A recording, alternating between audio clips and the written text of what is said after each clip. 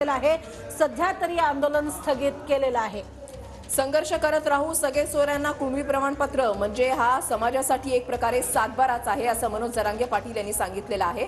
आणि मनोज जरांगे पाटील यांना त्यांची जी कोर कमिटी आहे ती अशा पद्धतीने खांद्यावर उचलून घेत जे आहे ते जल्लोष साजरा करतायत।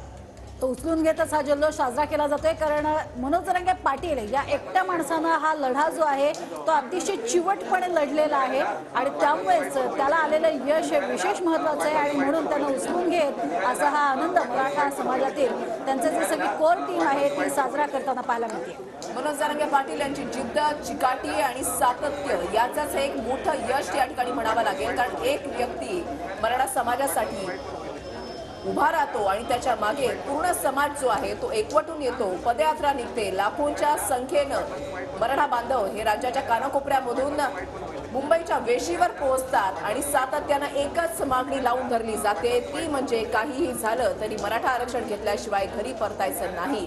हा मनोज जरांगे पाटील यांचा 4 महिने 28 दिवसांचा हा संघर्ष, मात्र हा संघर्ष दिवसामध्ये मोजता येणार नाहीये, कारण ही मागणी अनेक वर्षांपासूनची होती। या लढ्याला अखेर आज यश मिळतंय। अगदी आणि या यशाचे शिल्पकार म्हणून मनोज जरांगे पाटील यांच्याकडेच पाहिलं जाते, कारण एकच व्यक्ती ती मनोज जरांगे पाटील ज्यांनी वेळोवेळी कितीही शिष्टमंडळ त्यांच्यापर्यंत आली, अंतरवाली सराटीमध्ये येऊन जरी चर्चा केली तरी त्यांच्या मागण्यांवरती ते ठाम राहिले।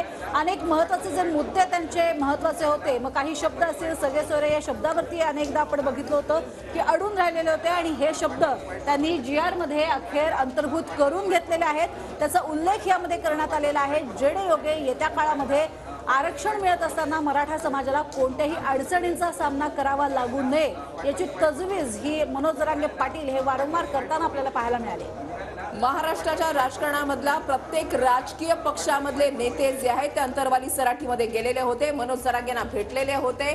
कृष्णा सोनारवाडकर आमचे प्रतिनिधी आमच्या सोबत आहेत। कृष्णा, ही 2 दृश्य TV9 मराठीच्या स्क्रीनवर आपण आपल्या प्रेक्षकांना दाखवतोय। एकीकडे मनोज जरांगे पाटील यांना खांद्यावर उचलून धरलं जात आहे, दुसरीकडे मुख्यमंत्री एकनाथ शिंदे हे वाशीकडे येण्यासाठी रवाना झालेले आहेत आणि तिसरीकडे जर आपण पाहिलं तर मराठा बांधवांचा एकच जल्लोष।